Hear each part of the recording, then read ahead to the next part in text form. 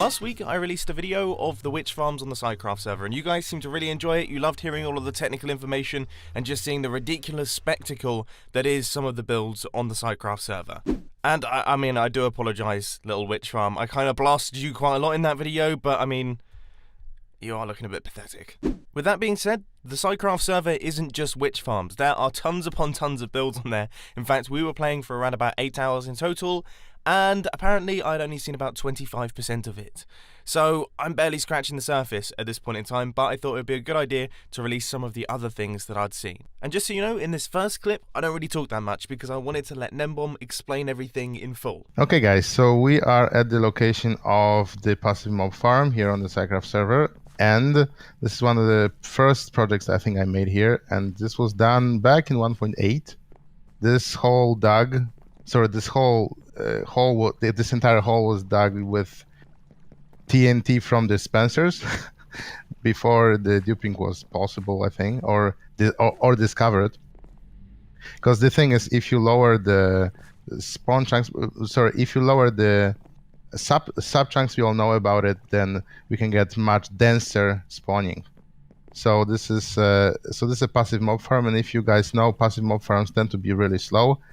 So you have to maximize the number of spawning platforms and the area. So we have here 4 spawning platforms within the first sub chunk, and then we'll when I turn on the clock, we'll be able to periodically flash the mobs into the nether. So every 20 seconds, we should be able to see a bunch of mobs spawning in and either falling on this side or on the other side of the portal. So one side is covered with fire and hopper minecart, so it cooks the mobs, and on the other side we have magma blocks, which kill them but don't burn the drops. So we have cooked and uncooked stuff as well. Pink sheep are very rare. I think like 1 out of a million. It's something really rare. So this is all the pink wool we got from running of this farm. So you can see that was quite a bit. And actually, while we were recording, a pink sheep actually came through the system, which is not something I was expecting. I don't know if I've ever seen a naturally generated pink sheep before, so this might have been a first for me. Anyway, one of the mobs that comes out of these passive mob farms is of course horses, so they built a system so that they can sort their horses. Unfortunately, this place also doesn't work anymore, but I'm just gonna explain what we did here. So the horses got sorted via translocation, so remember the behavior piston were able to pull entities through themselves, and we sorted out the horses from the other animals first, also sorted out the baby horses from the horses, and then checked those horses for their attributes, so their speed, their jumping height, health is clear, via the translocation system here. So basically in this little chamber here, we already got 1 horse exactly delivered to us. Then we had a storage on the side with some sugar in order to tame the horse. And once the horse was mounted, we checked first the speed. So here in the back, 100 meters away, you can see a 7-segment stopwatch. That's as accurate as a 20th of a second. So I'm just gonna get a horse. Then you just need to ride in a straight line for 100 meters, and then it will display the time it took to ride exactly those 100 meters. Okay, I'm gonna get 180 exactly. I can feel the pressure's on. So when you arrive, it takes about 3 seconds, and then you got the final result. So this horse has a speed of 7.25 per 100 meters. Is that fast? Is this a fast That's horse? actually a really fast horse. These are all the jump tests as well? Yeah. So for different heights, check how high the horse can jump. I see. I mean, this horse is pretty bad. Anyway, that's enough horsing around. Let's move on to the next farm, which is Nembom's Guardian farm. So this is first Guardian farm I built here on the server. Yep. And it was essentially the design where I optimized the essentially spawning conditions, trying to get the most out of the single Guardian single player mob farm essentially. So essentially what I did here is I just basically clear out the monument. I left the monument. I just replaced all the blocks from one pallet to another pallet. I think it looks pretty sweet. So this is kind of a small Guardian farm really. Yep.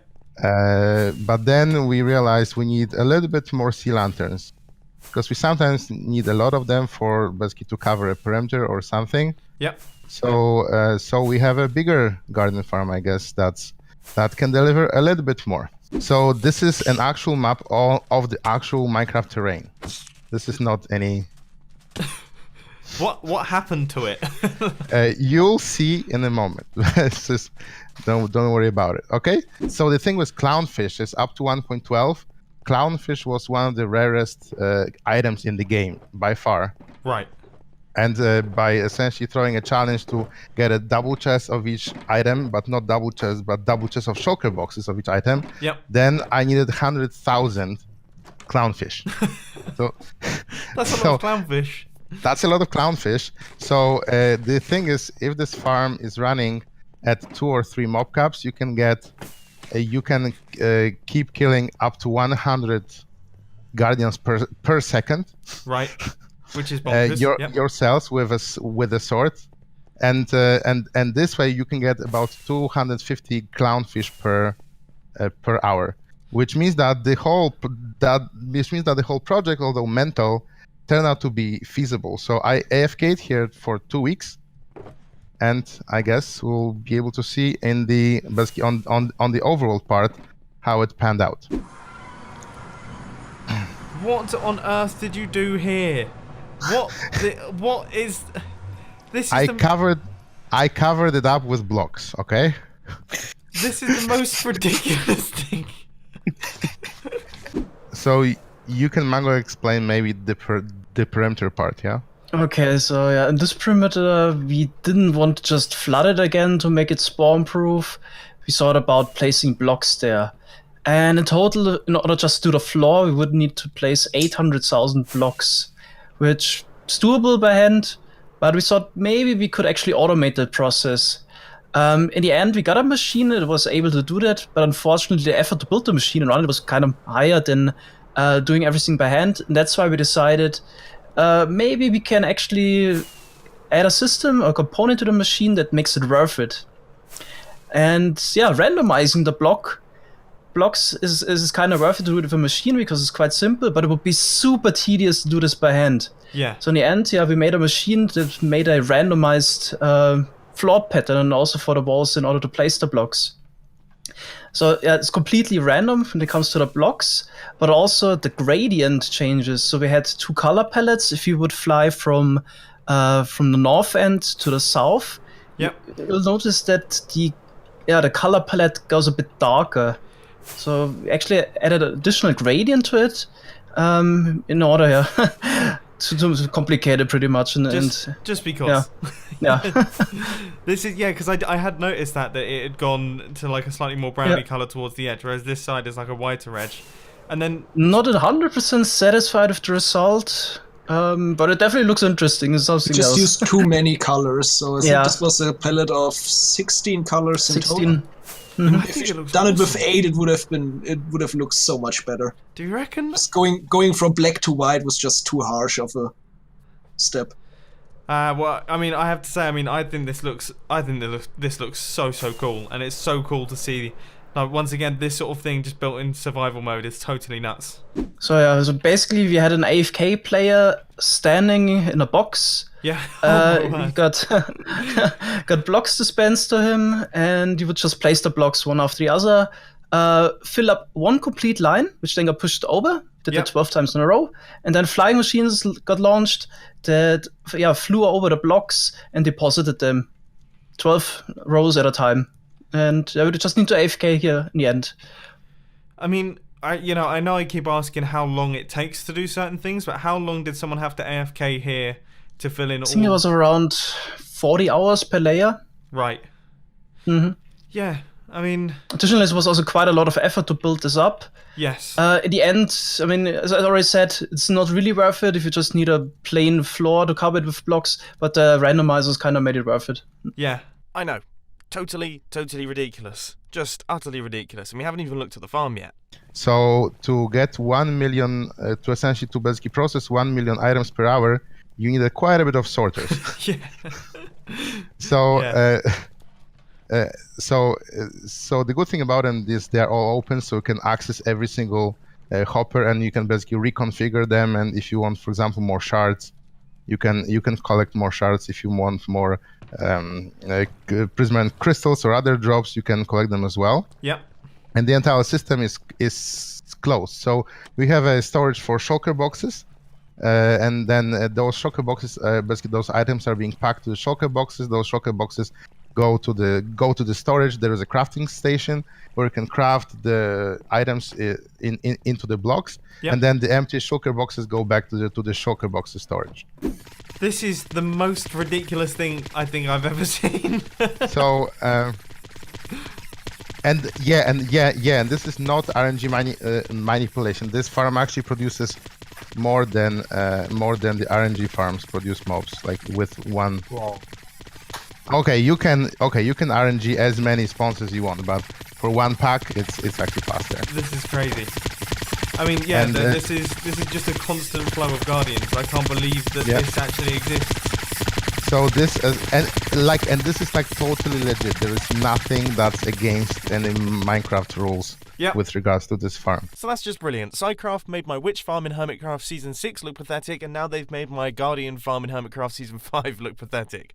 Right, let's pop through to spawn. Okay, then maybe we should actually start off one of the first huge projects. Doesn't look like much, but a lot of hours of effort went into it. It's the mob switch we have at spawn. So this is the huge purple-green tower. Yep. And yeah, you can go really close and maybe you can take a look inside. Oh, there seems to be a ton of shulkers in minecarts. Exactly. How did you... I mean, there's so many shulkers in here. How long did it take for you to get all of these guys in minecarts?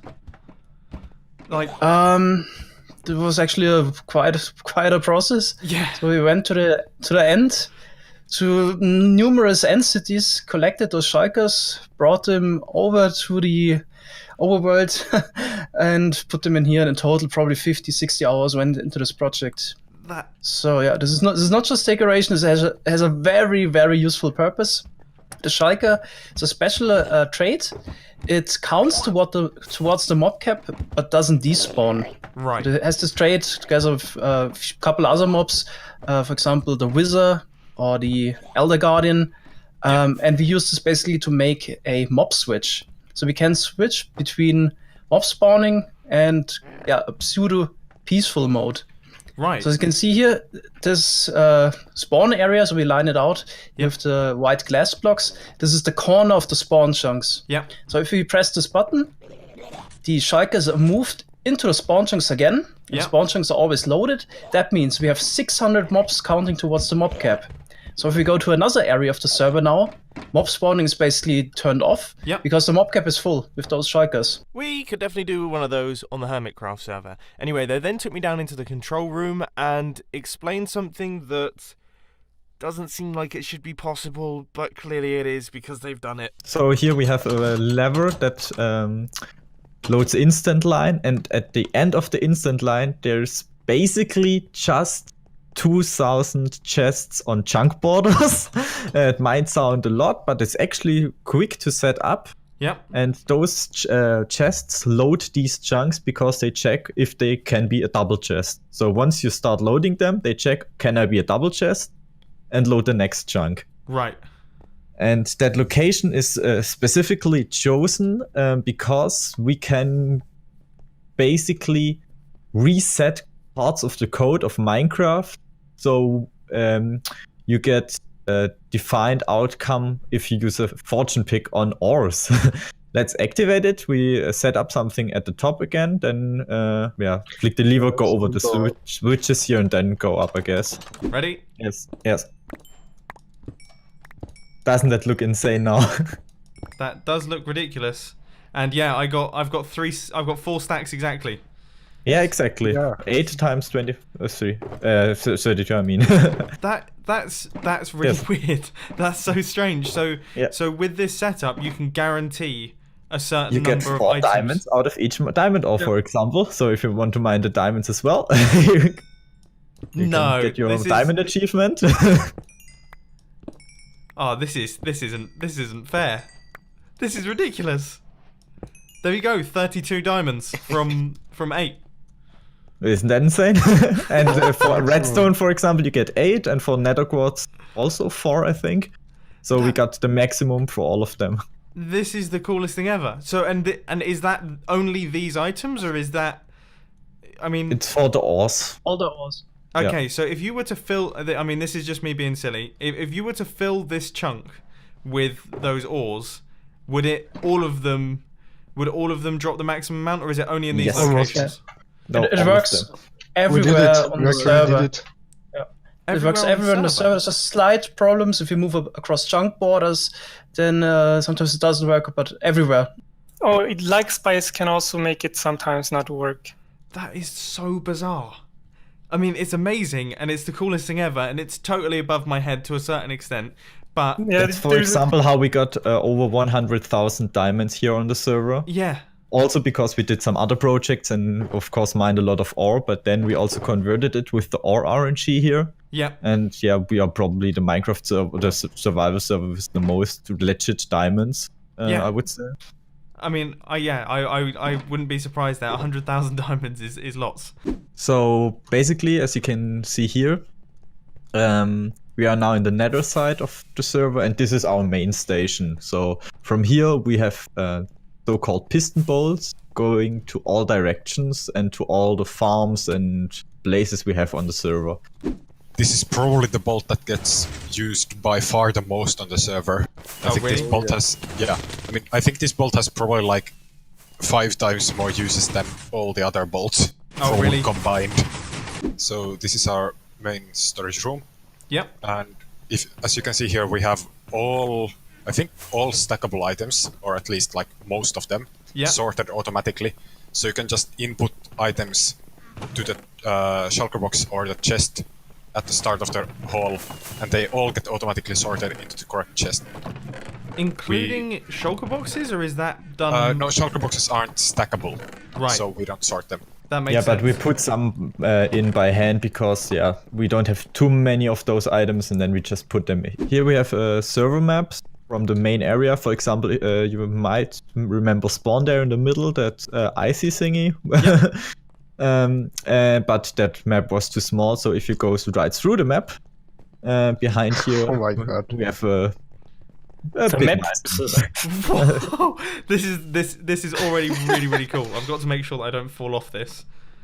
This is a beautiful room. I love the floor. The floor's amazing. Oh, this looks so cool. And that is one heck of a map. It's actually zoomed out by a factor of 2, so if you wouldn't use normal maps, then it would be 4 times as large. Right, yeah. And it's also only the main area, but you see a lot of rectangles on there. And those are a few perimeters we have on the server, but yeah, I think you only see 3 or 4 here. But we have like 30 perimeters by now on the server. Yeah, that's what I was about to ask. I mean, how many perimeters do you have? So 30, that's a lot. I mean, what do you reckon the combined blocks mined is throughout all the players? It's got to be Combined- reaching. Pickaxe uses Players. probably around 80 million, but Really? but with TNT Total we probably blocks blew up removed? like Half a billion. Yeah. Half a At billion. least 500 million, probably. At least, yeah. Alright, so yeah, if we need to craft a bunch of pistons, because recently, for example, we crafted 1 million pistons, we use this crafting system here. We can maybe go up the stairs and I show how to fill it up. We prepared something. So we prepared 5 shulker boxes, maybe people can already fill it in, 5 boxes of each, basically for each crafting slot. The shulker boxes are then distributed via hopper minecarts into droppers, and by a press of a button or lever, all the items get dispensed with 45 droppers and flushed towards the player. Then we can just pick them up and craft it into pistons. Right. And This case. is that this area out the front here? Is this where you do it? Yeah. I see. Here. So now I need. Is everything filled up? It should Yep. be. Okay, so Okay, then now we can press the button here. I can craft. Then flick the lever here, and now the you get the lever. items. Right. And now I can Takes a just few seconds, and then there I we go. can just start crafting. Yep. And I mean, how I keep asking for like lengths of time and things like that because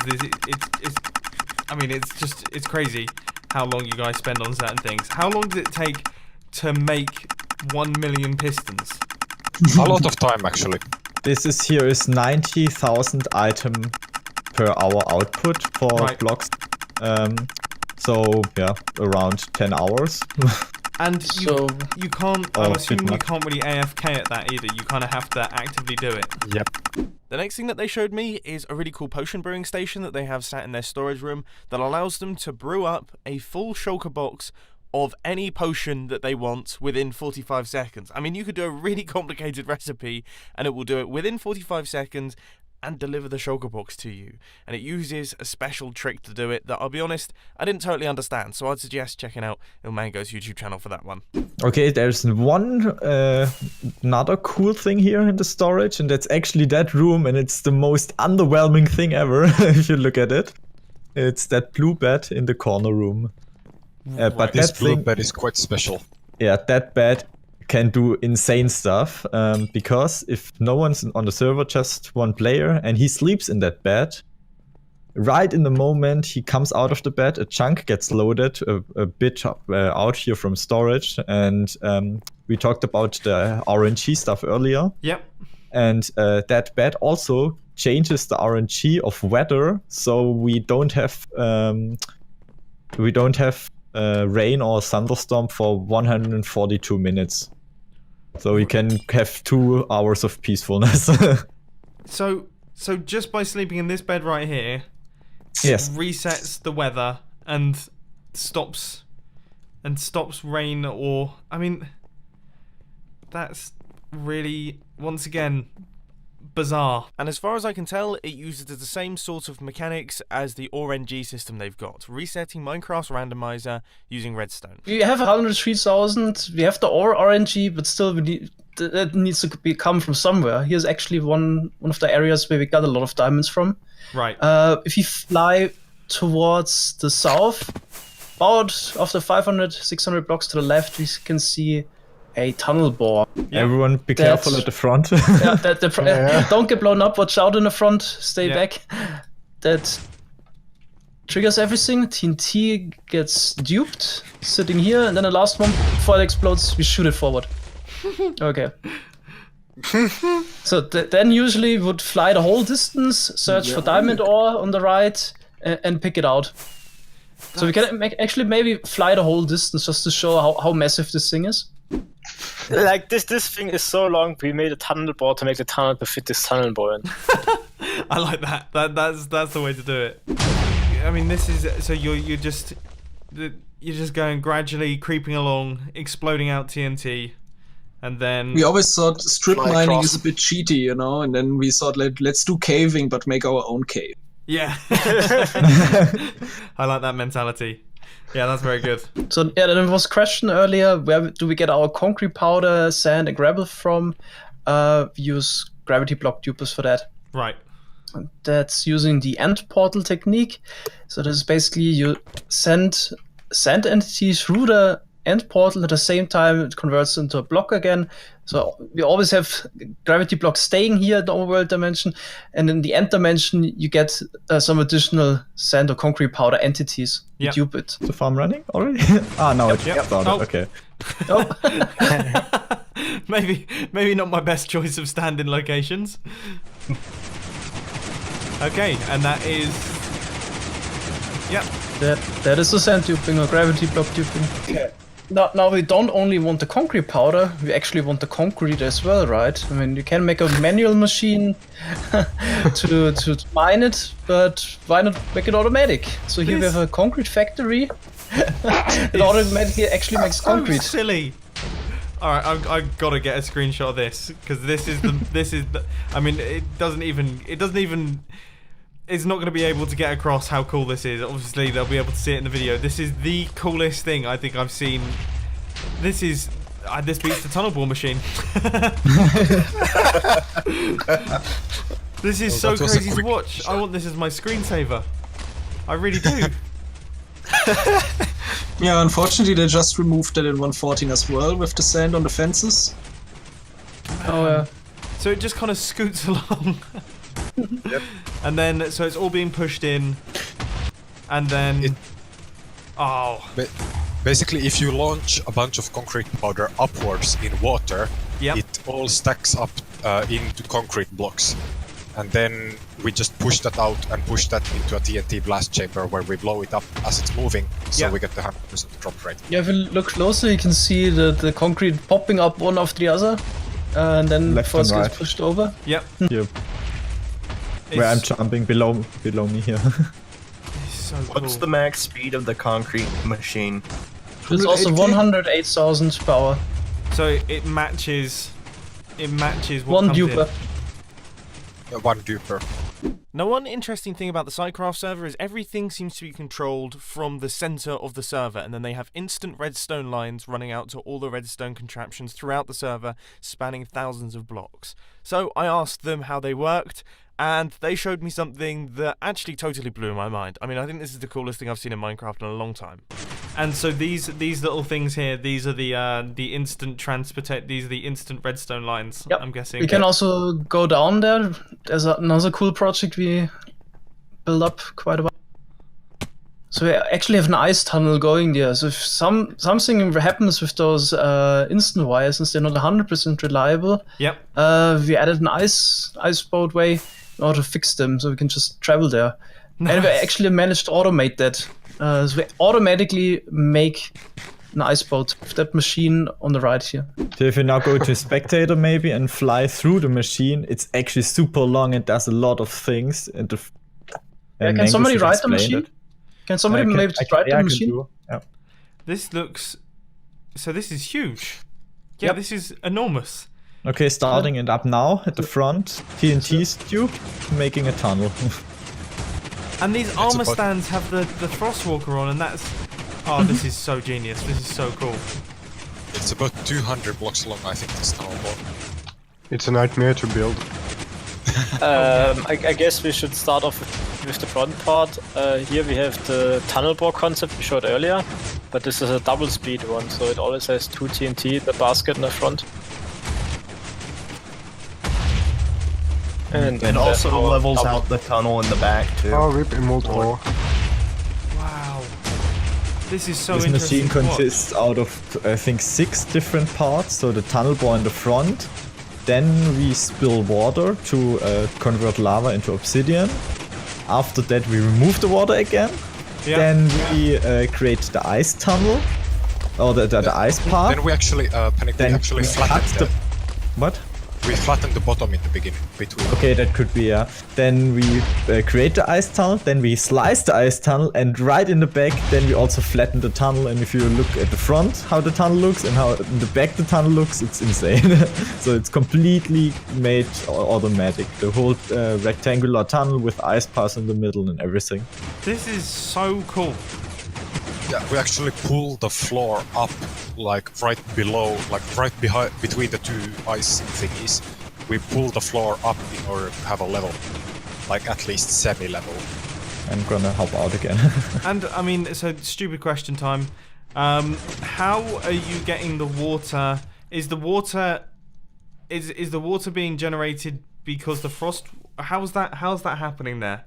So basically, if you pull a frosted ice block, Yep. and it does not have, I think, 8 adjacent frosted ice, it will No, instantly 1. convert into water. It only needs 1 adjacent ice blocks. So we can basically turn 2 water sources into frosted ice, move them a block forward, they instantly melt and create an infinite source again. This is really cool, and it's actually something that I want to use soon, because I've had some interesting ideas with it. Anyway, moving on to another farm. Yep. What on earth is this, guys? What on earth are you... Wheat farm. What are you guys doing? There's no one needs this much wheat. Well, we thought we needed. Make blocks out of it. Yeah, but this is so ridiculous. Hay bales have the nice property that they absorb fall damage. I Always a good understand block to that. have around. This is... Yeah, and when you put a campfire above it, the smoke goes higher. That's a And nice also, feature. this is from Y0 to build limit, basically. This is nuts. Honestly, you keep showing me projects that I think are better than the previous one. Like, I was blown away by the dupers, but now this is even more bonkers. Right, well, I'm gonna have to get a screenshot of this too. You should fly up and then around the pillars downwards. It's so cool. Man, I don't even know what to say about this. I turned it on. Okay.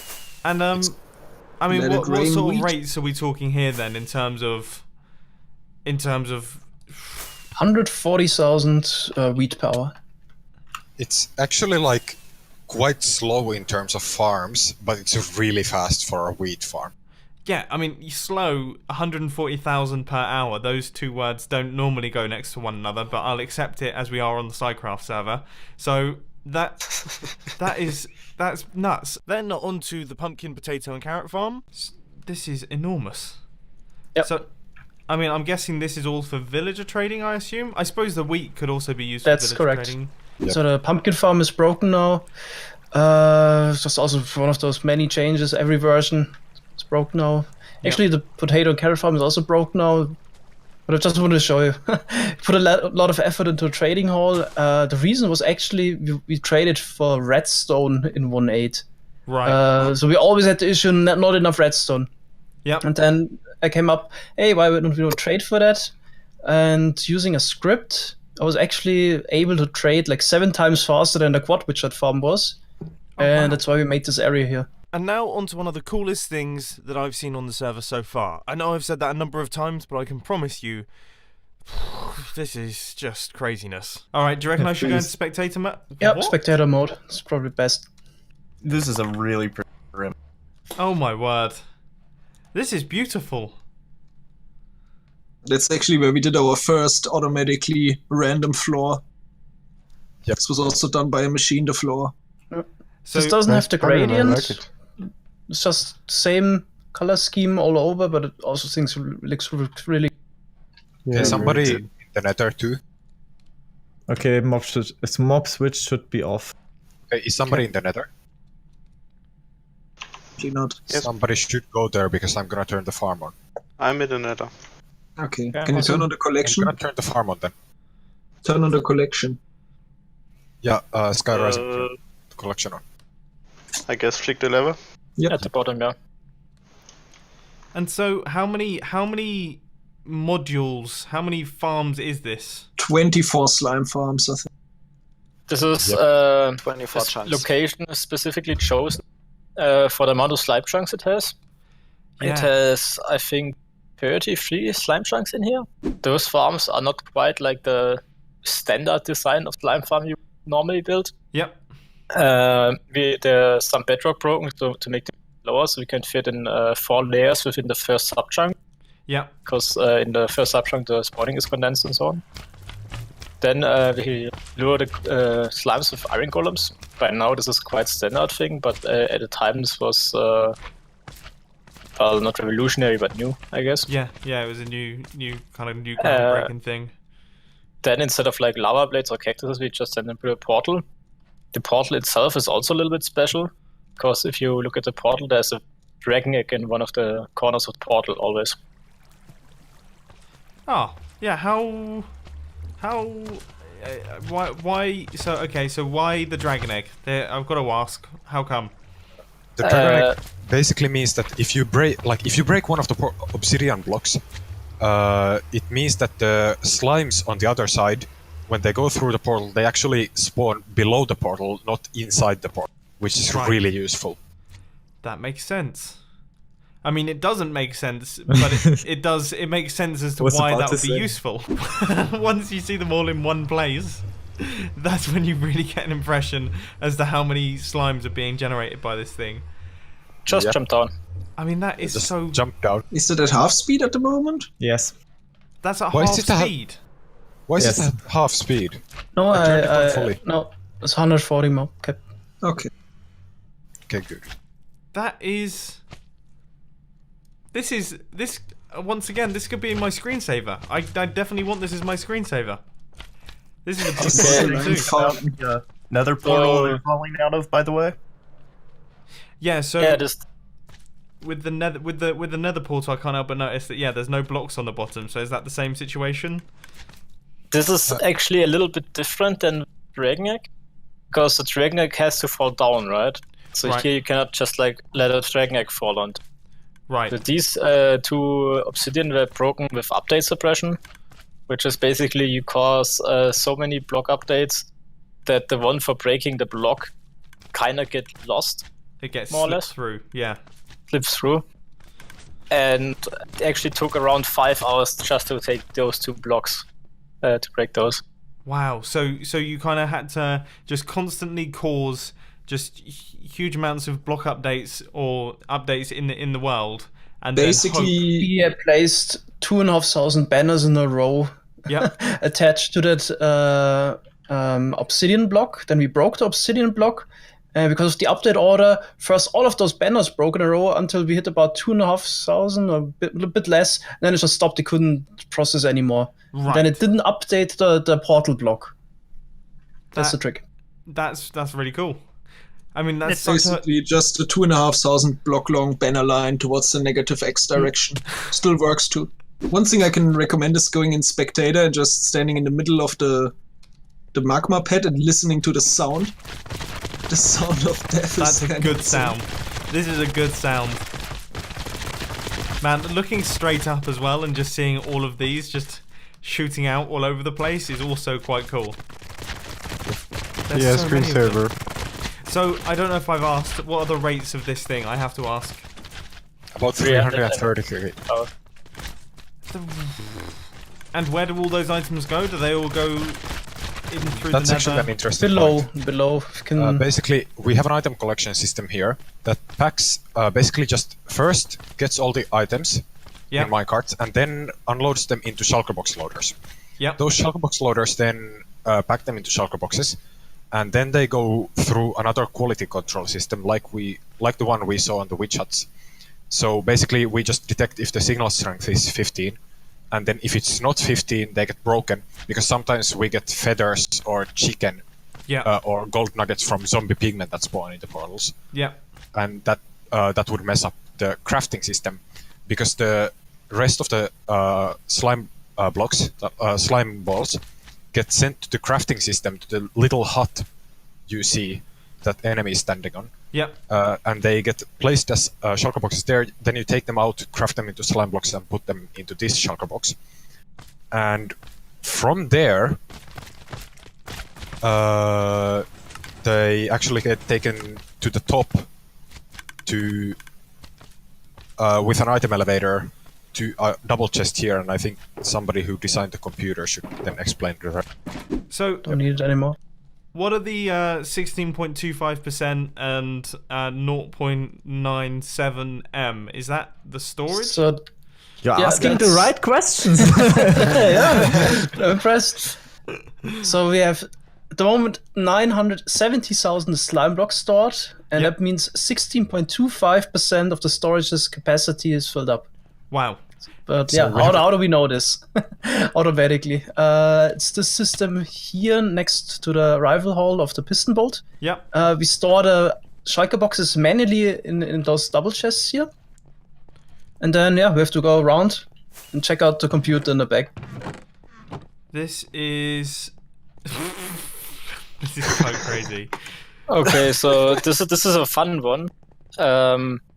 Basically, this whole first bulk part until like somewhere over here is just counting all the signal strength together, right? Right. So all so-called full adders. Then basically all that does the U-turn is conversion from hex to decimal. Right. Until somewhere over here in the front. And from here on till the display is multiplying by a fixed number, which is the amount of slime blocks per strength. Right. And then in the back of that, we see behind those lines here, that's the conversion to percent as well. Yeah.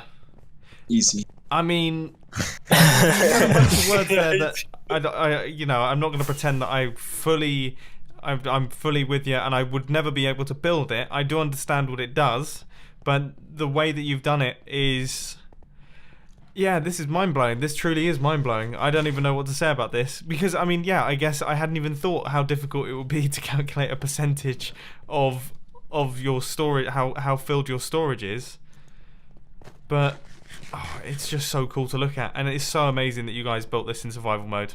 And that to me seems like a good place to end for today's video. Now, as I say, that was a very small, just a tiny little chunk of what is going on the SciCraft server. But I just want to say a massive thank you once again to them for having me on the server and having me look around. It's so interesting. And I'm just, yeah, it's so cool to see these sorts of projects still being worked on in Minecraft, even after 10 years of it being released as a game. I absolutely love it. These people, I'm so glad that they exist. So, show them your support. Links to all of their YouTube channels can be found down in the description, and let them know that what they're doing is fantastic. But anyway, I hope that you enjoyed this little video. If you did, please sure to hit that like button, and if you really loved it, then make sure to subscribe. But thanks for watching, guys. This has been Mumbo, and I'm out. I'll see you later. Ooh, ooh, ooh, ooh, ooh.